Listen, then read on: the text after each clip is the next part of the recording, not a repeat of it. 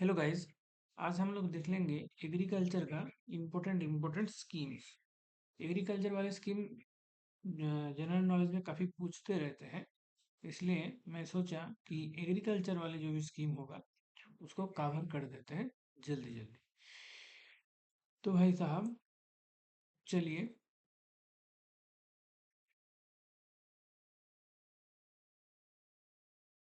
तो सबसे पहले यहाँ आते हैं नेशनल फूड सिक्योरिटी मिशन, जो कि 2007 में लॉन्च होते हैं। ठीक है, 2007 में लॉन्च होते हैं नेशनल फूड सिक्योरिटी मिशन। फिर इसका मतलब कि ये था कि राइस का प्रोडक्शन, व्हीट, पल्सेस, इन सब का प्रोडक्शन बढ़ाना है। और जब ये 2007 का टाइम चल रहा था तो 11th 5 ईयर प्लान उस टाइम चल रहा था। ठीक है, 11th 5 ईयर प्लान जो है उस टाइम में चल रहा था। तो और इसी 11 5 ईयर प्लान के माध्यम से राइस में 10 मीट्रिक टन, व्हीट में 8 मीट्रिक टन, पल्सेस में 2 मीट्रिक टन बढ़ाने का सोचा गया। इसी के साथ साथ नेशनल फूड सिक्योरिटी मिशन के अंडर आ गया A3P, means APPP, means accelerated pulses production programme.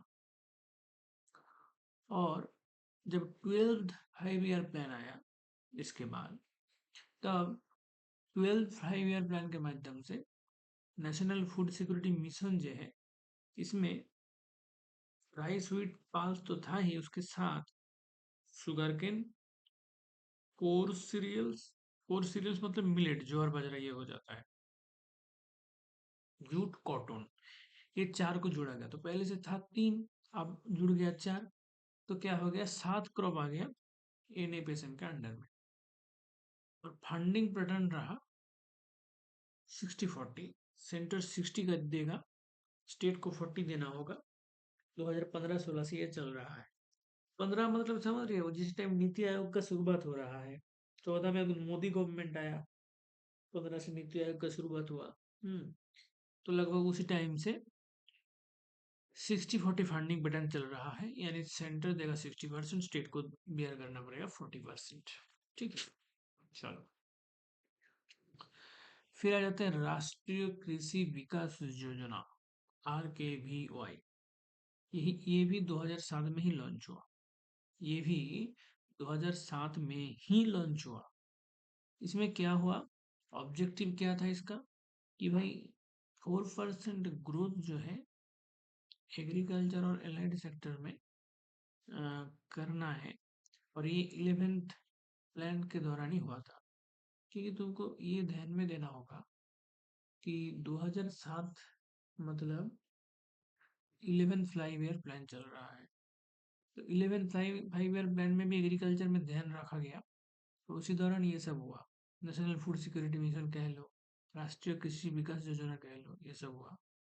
और राष्ट्रीय कृषि विकास योजना का ऑब्जेक्टिव हुआ कि एग्रीकल्चर में 4% ग्रोथ होना चाहिए, मतलब 4% ग्रोथ होना चाहिए एग्रीकल्चर और एलाइड सेक्टर में।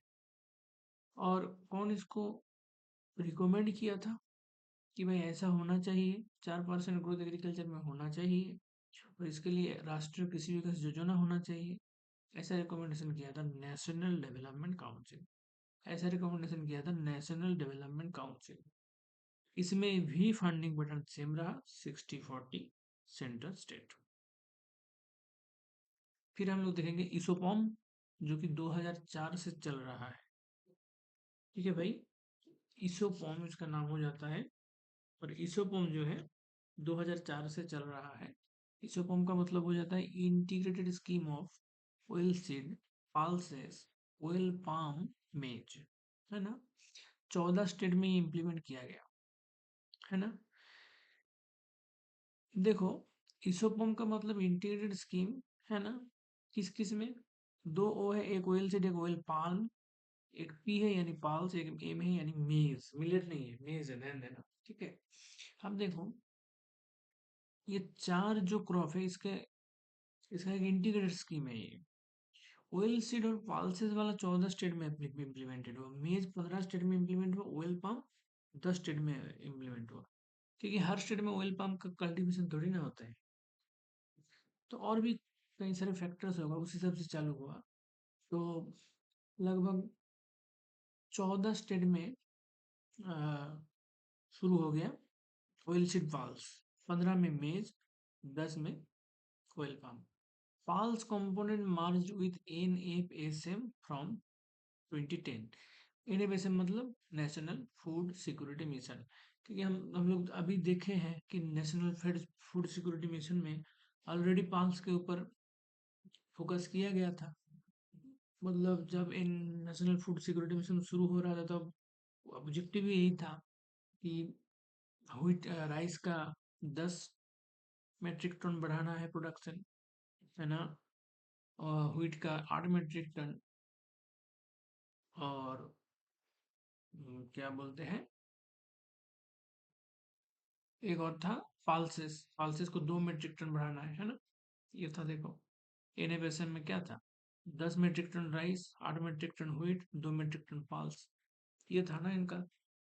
तो जाहिर सी बात है कि एनएफएसएम में ऑलरेडी पाल्स का जिक्र किया गया था, तो भाई अब अलग से क्यों इसको इस पाल्स को देखना है यहाँ। तो बोल दिया गया कि भाई पाल्स जो है एनएफएसएम में ही रहने दो इसको, 2010 में ऐसा बोल दिया गया।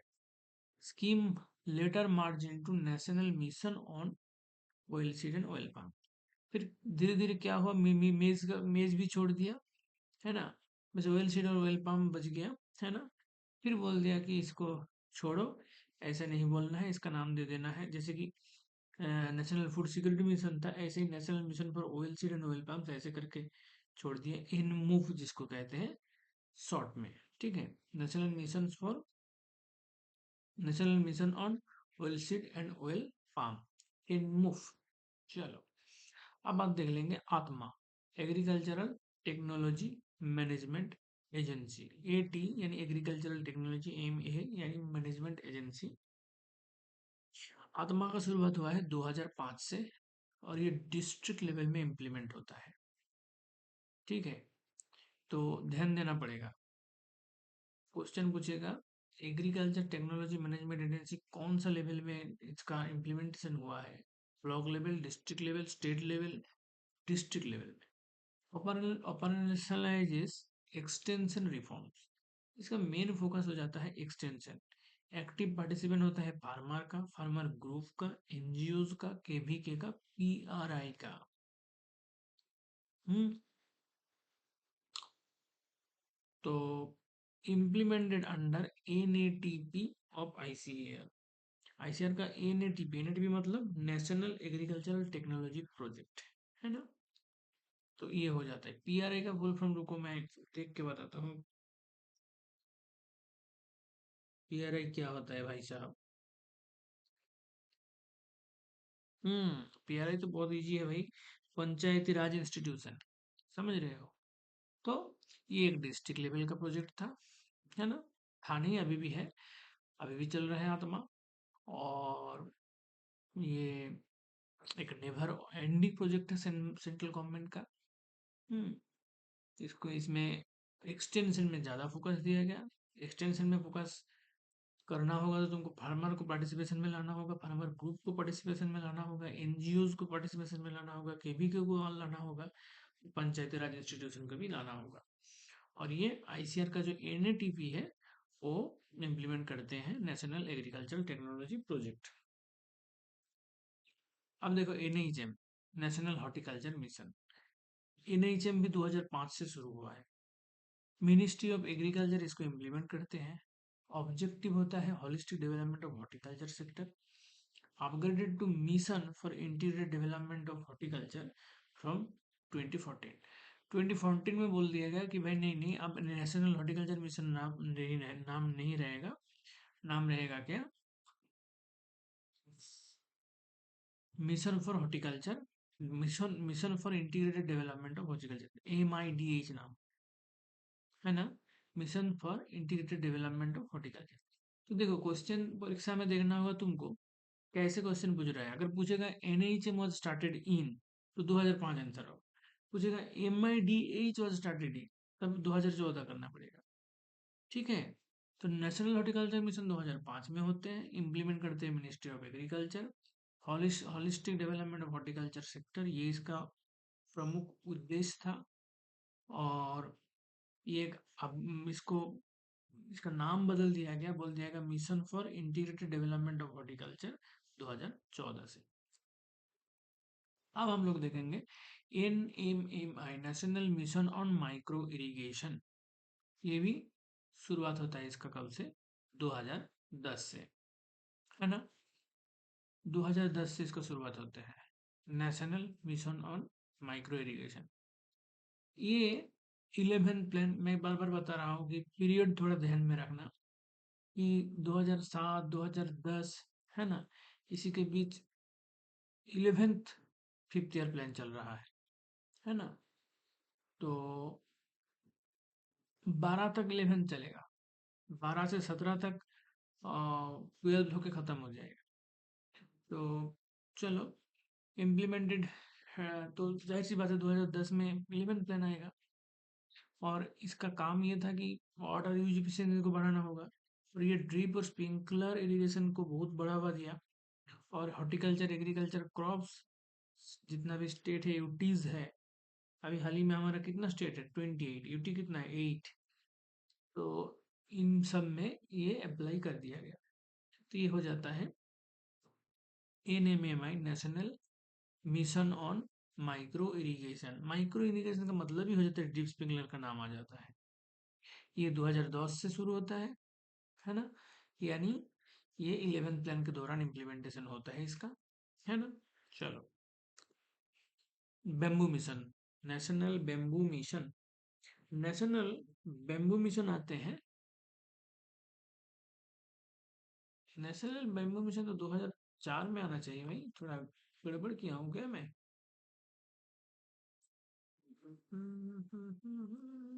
रुको एक बार क्रॉस चेक कर लेता हूँ। गूगल साहब क्या बोल रहा है, देखते हैं।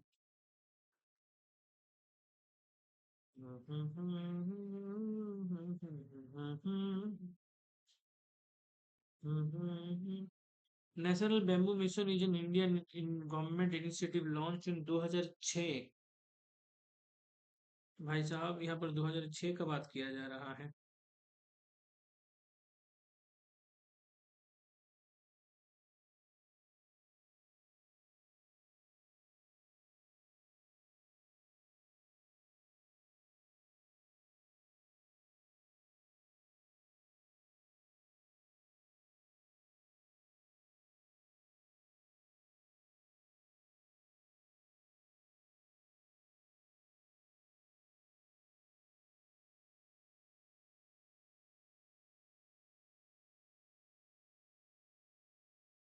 भाई, अलग अलग जगह में अलग अलग क्यों बता रहा है?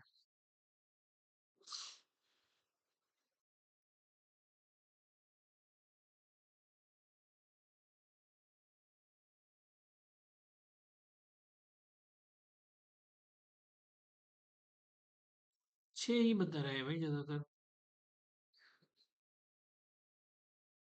National bamboo mission launch in 2006 sir, is a completely central sponsored scheme. 6 मानना पड़ेगा, है ना? 2005 बोल रहे हैं, 6 मान के चलो, ठीक है। चलो, तो लगभग 2006 मान सकते हो नेशनल बैम्बू मिशन, है ना? तो बैम्बू सेक्टर को डेवलप करना इसका मेन मोटिव था। और area based and region region specific strategy था। ठीक है, area based region specific bamboo cultivation का एरिया मार्केटिंग बढ़ाना इनका मकसद था। National bamboo mission 2006। फिर KCC, किसान क्रेडिट कार्ड, ये तो सुने होंगे आप लोग, 1998, बहुत फेमस है, पॉपुलर है, इसको जरूर याद रखिएगा, क्वेश्चन पूछ सकता है यहाँ से। तो इसमें क्या मिलता है लोग को, मतलब लोग क्या, फार्मर को क्रॉप रोल मिल जाएगा 3 लाख का, 7% इंटरेस्ट के साथ, और एडिशनल इंटरेस्ट सबवेंशन ऑफ 3%। ठीक है भाई, क्या होगा? Additional 3% interest subvention. और एक्चुअली 2009-2010 इस टाइम में 1% सबवेंशन दिया था, और 10-11 में 2% दे दिया। तो अभी मतलब 3% सबवेंशन दे रहा है फार्मर को, जिन लोगों ने टाइमली रिपेड कर दिया लोन को, है ना। जो भी फार्मर ने टाइमली रीपे कर दिया, है ना, उनको बोल दिया गया कि भाई,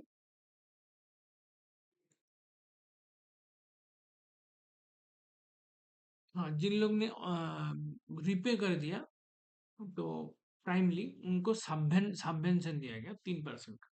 effective interest rate reduce to 4% for timely repayment. तो भाई 7% इंटरेस्ट है, 3% सबवेंशन दे रहा है, तो 7 - 3 = 4 हो जाता है। तो इफेक्टिव इंटरेस्ट रेट रिड्यूस हो जाएगा 4% को, जिन लोगों ने टाइमली रिपेमेंट कर दिया, है ना। तो ये हो जाता है किसान क्रेडिट कार्ड स्कीम।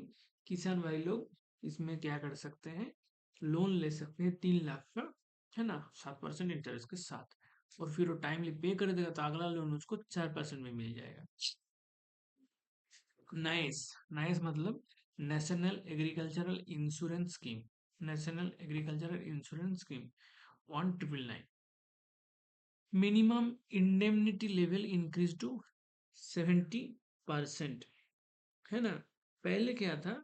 ये जो मिनिमम इंडेंटिटी लेवल था, ये 70% था, और अभी इसको, सॉरी, 60% था। मिनिमम इंडेमनिटी लेवल 60% था, अभी इसको 70 कर दिया गया, है ना।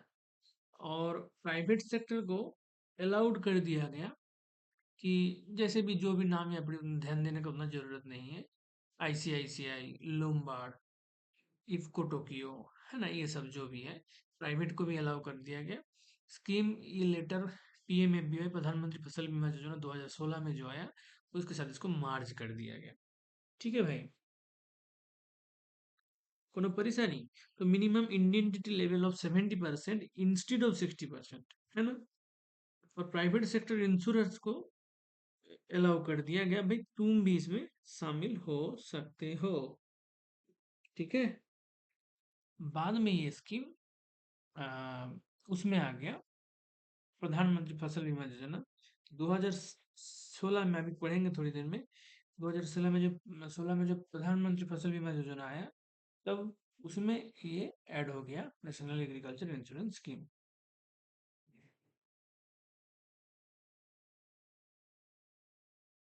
ठीक है भाई।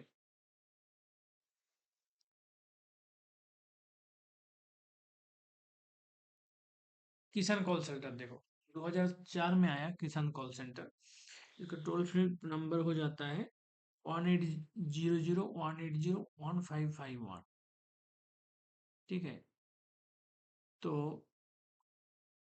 इंफॉर्मेशन इन 22 लोकल लैंग्वेजेस, 6 से सुबह का 6 से रात का 10 बजे तक फोन कर सकते हैं। एग्रीकल्चर एडवाइजरी सर्विस देते हैं। ये हो जाता है किसान कॉल सेंटर। किसान कॉल सेंटर की शुरुआत 2004 से होते हैं। ठीक है, 2004 से होते हैं। फोन नंबर क्या हो जाएगा? 1800 180 155। 6 बजे से 10 बजे तक, सुबह का 6 से रात का 10 बजे तक किसान भाई लोग फोन कर सकते हैं, उनको सलाह दिया जाएगा। और ये 22 लोकल लैंग्वेज में अवेलेबल है। बहुत इंपॉर्टेंट है वो भी। किसान क्रेडिट कार्ड, किसान कॉल सेंटर, ये दोनों तो एकदम बिल्कुल याद रखिएगा। फिर ISAM आ जाता है, integrated scheme for agricultural marketing 2014। Integrated scheme for agricultural marketing, ISAM, है ना। 2014 आता है। Promotion creation of agriculture marketing infrastructure, इनको प्रमोशन क्रिएट करना है ना। बैकएंड, सॉरी सॉरी, मैं क्या बता दिया, promote creation of agriculture marketing, हाँ, मतलब एक इंफ्रास्ट्रक्चर बनाना है ताकि एग्रीकल्चर मार्केटिंग अच्छे से हो पाए। Backend subsidy support and state to state and private sector, चाहे स्टेट सेक्टर हो चाहे प्राइवेट सेक्टर हो, उनको सब्सिडी सपोर्ट दिया जाएगा। Promote integrated value chain up to primary processing. Primary processing जहाँ पर हो रहा है वहाँ तक इंटीग्रेटेड वैल्यू चेन को प्रमोट किया जाएगा। इंटीग्रेटेड वैल्यू चेन को प्रमोट किया जाएगा अप टू प्राइमरी प्रोसेसिंग, है ना। ऐसा बोला गया कहाँ पर, integrated scheme for agriculture marketing में, जो कि 2014 में शुरू होते हैं। इनका मुख्य मुख्य ऑब्जेक्टिव यही था कि सब्सिडी देंगे स्टेट कोऑपरेटिव और प्राइवेट सेक्टर इन्वेस्टमेंट को, है ना। कोई भी स्टेट इन्वेस्टमेंट करना चाहेगा, कोई भी कोऑपरेटिव इन्वेस्टमेंट करना चाहेगा, कोई भी प्राइवेट सेक्टर इन्वेस्टमेंट करना चाहेगा, तो उनको सब्सिडी दिया जाएगा। और प्राइमरी प्रोसेसिंग लेवल तक इंटीग्रेटेड वैल्यू चेन प्रमोट किया जाएगा। समझ रहे हो, इंटीग्रेटेड वैल्यू चेन को प्रमोट किया जाएगा up to the stage of primary processing, ठीक है, ताकि इन मतलब फार्मर का वर्टिकल इंटीग्रेशन हो प्राइमरी प्रोसेसर के साथ, ठीक है। इसका ये मतलब हो जाता है to provide vertical integration of farmers with primary processors. Next देखते हैं MIDH 2014। इसका पहला क्या था, NHM नेशनल हॉर्टिकल्चर मिशन 2005 में शुरू हुआ था। 2014 में उसी का नाम चेंज होकर क्या हो गया, mission for integrated development of horticulture. ये एक सेंट्रल स्पॉन्सर्ड स्कीम है। इसमें कई सारे स्कीम है इंटीग्रेट होके, है ना। NHM, NBM, NHB, coconut development board, सब कुछ मिला के MIDH हो गया। ये 2014 मतलब 12 फिफ्थ ईयर प्लान चल रहा है, तो ये इम्प्लीमेंटेड होगा 12 फिफ्थ ईयर प्लान में, है ना। समझ में आ रहा है।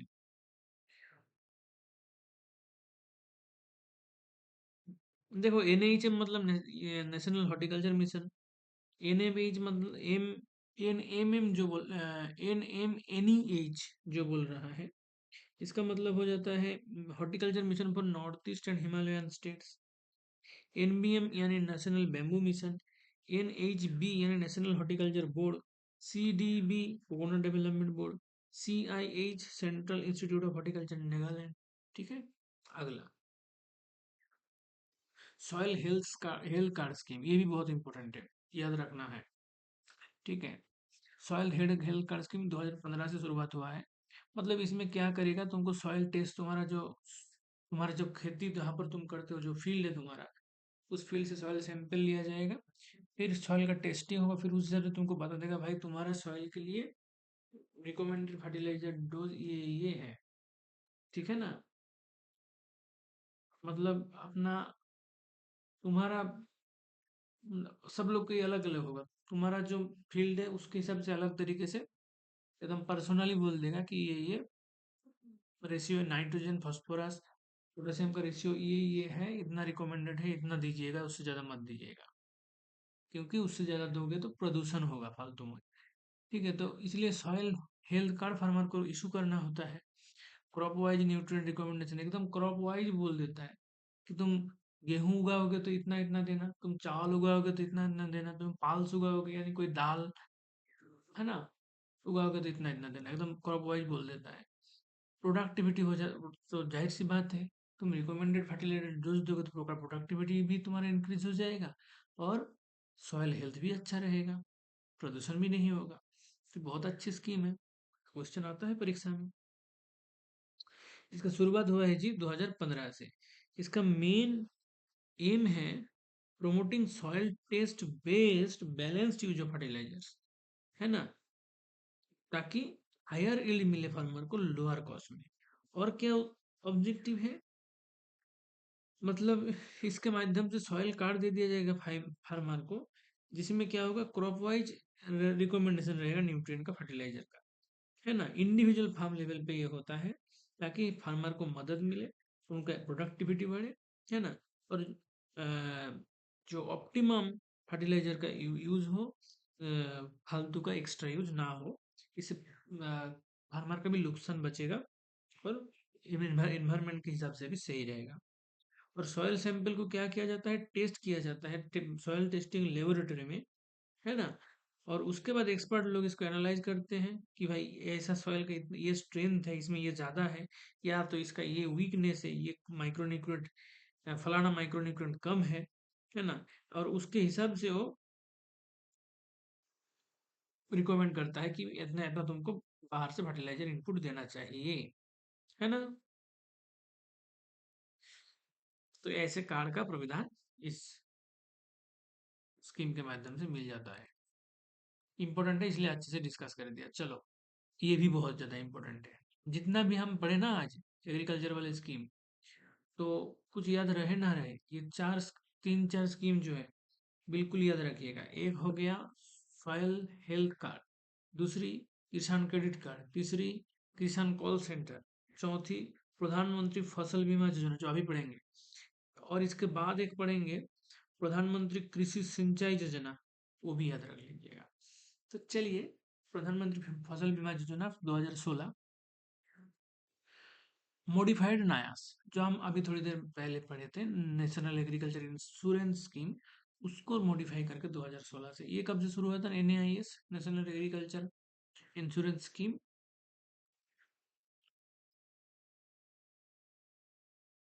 नायास शुरू हुआ था 1999, 1999 शुरू हुआ था नायास। फिर 2016 में उसकी जगह आ गया प्रधानमंत्री फसल बीमा योजना। ठीक है। तो इंश्योरेंस में ये बोला गया कि भाई देखो, क्रॉप क्रॉप का अगर फेल्योर हो जाता है, फसल नहीं उगता है due to natural calamities, due to pest, due to disease, ये सब चक्कर में अगर फसल ना हो तो तुमको इंश्योरेंस मिल जाएगा, है ना। और प्रीमियम क्या कितना मिलेगा? खरीफ के लिए 2% मिलेगा। बहुत इंपॉर्टेंट है, बिल्कुल याद रखिएगा। पूछता है कि भाई पीएम एफबीवाई के दौरान खरीफ में कितना प्रीमियम मिलता है, या तो पूछेगा रबी में कितना मिलता है, या पूछेगा कमर्शियल क्रॉप में कितना मिलता है। खरीफ में 2%, रबी में 1.5%, कमर्शियल क्रॉप में 5%। और रिमेनिंग प्रीमियम जो हो तो गवर्नमेंट पे करेगा, कोई टेंशन नहीं है। तुम आराम से आ, इतना सा प्रीमियम दे दो, बाकी गवर्नमेंट पे कर देगा। तो ये होता है प्रधानमंत्री फसल बीमा योजना, जो कि इसका शुरुआत 2016 से होते हैं, है ना।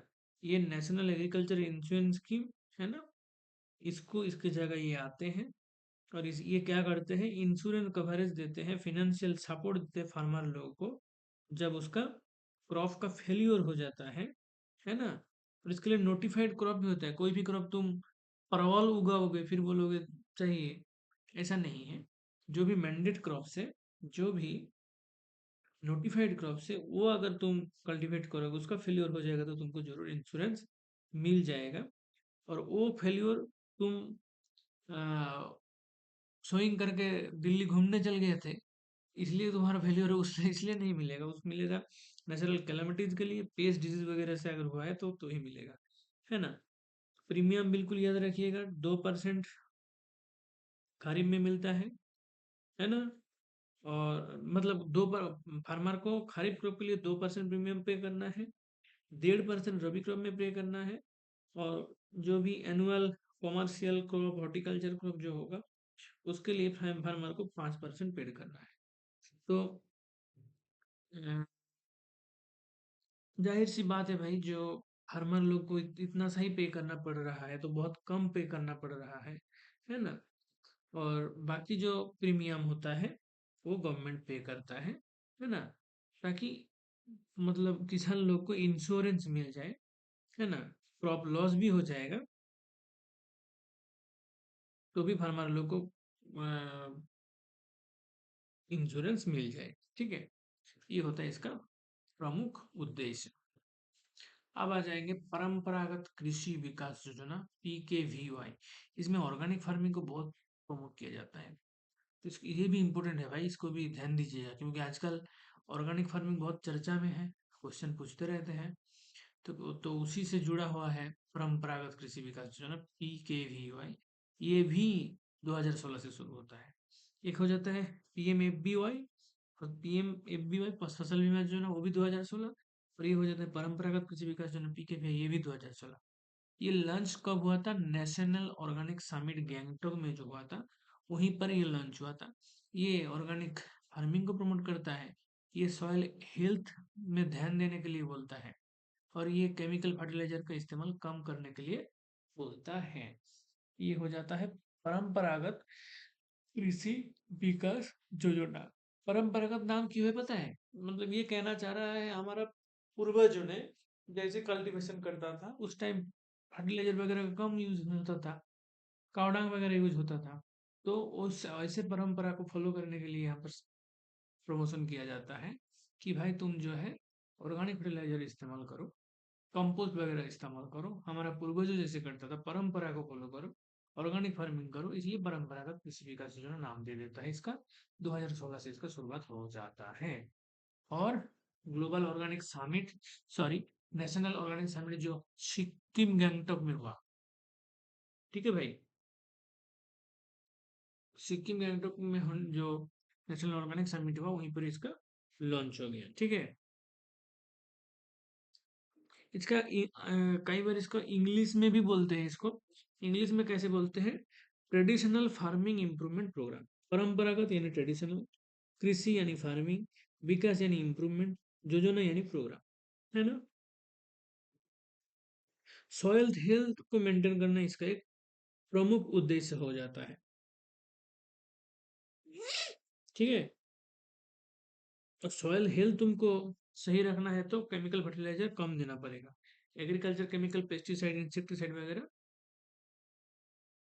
कम देना होगा। नेक्स्ट हम आ जाएंगे प्रधानमंत्री कृषि सिंचाई योजना। ये 2015 से शुरू होता है ना। ये थोड़ा सा पुराना है। जैसे कि प्रधानमंत्री फसल बीमा योजना 2016, परंपरागत कृषि विकास योजना 2016, फिर प्रधानमंत्री कृषि सिंचाई योजना 2015। थीम हो जाता है हर खेत को पानी। इसमें वाटर समझ ही रहे हो, सिंचाई योजना है तो वाटर यूज एफिशिएंसी में ज्यादा फोकस किया जाता है। इनका एक और ऑब्जेक्टिव हो जाता है मोर क्रॉप पार ड्रॉप, है ना। माइक्रो इरिगेशन में ध्यान दिया जाता है, क्योंकि आप लोग देखे हैं या तो सुने होंगे कि आजकल जो ड्रिप इरिगेशन, स्प्रिंकलर इरिगेशन ये सब चलते हैं, इनमें वाटर यूज इफिशियंसी ज़्यादा होते हैं, है ना।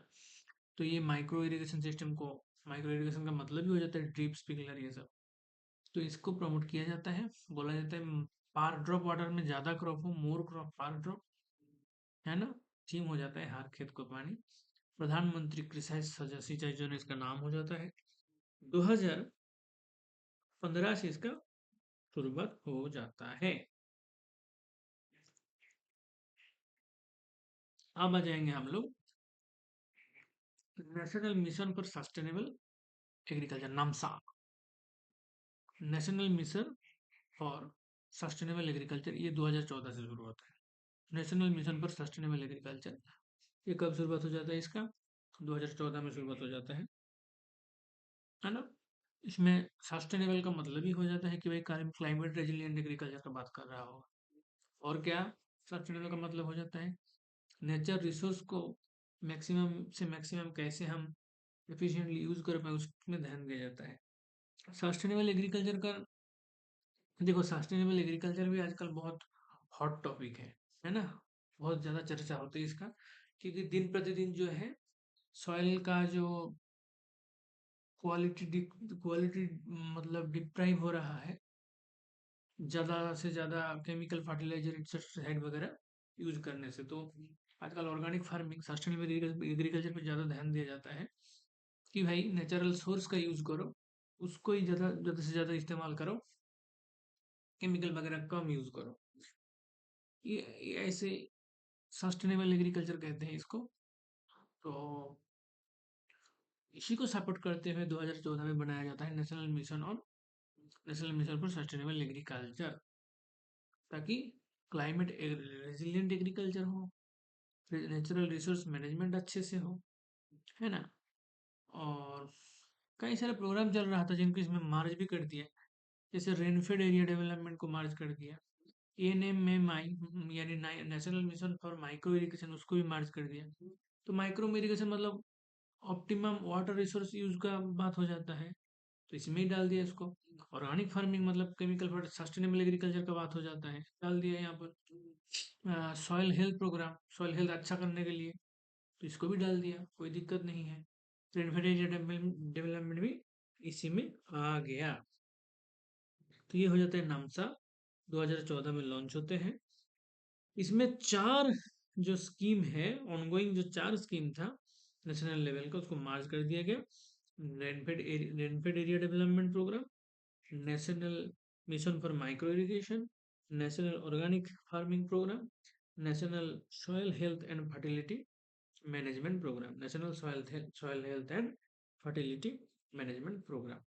तो ये हो जाता है national mission for sustainable agriculture. तो इसी के साथ साथ हम इम्पोर्टेंट 17 एग्रीकल्चर स्कीम डिस्कस कर लिए, जिसमें से 5-6 बहुत इंपॉर्टेंट है, उसको हम बता दिए आपको कौन कौन सा, उसको बिल्कुल ये एकदम जबरदस्त तरीके से याद रखना है। बाकी 17 स्कीम सभी तो मतलब थोड़ा थोड़ा देख लीजिएगा, क्या पता कम से कम साल वगैरह तो पूछ सकता है, तो इनको देख लेना चाहिए मेरे हिसाब से। और ऐसे ही इम्पोर्टेंट वीडियो पाने के लिए जीके मंडल को सब्सक्राइब जरूर कर लेना है, और इस वीडियो को एक लाइक जरूर कर देना, है ना। और चैनल को सब्सक्राइब कर लीजिए ऐसे और नॉलेज पाने के लिए। लास्ट तक देखने के लिए आप लोग को बहुत बहुत धन्यवाद। Love you all. Radhe Radhe.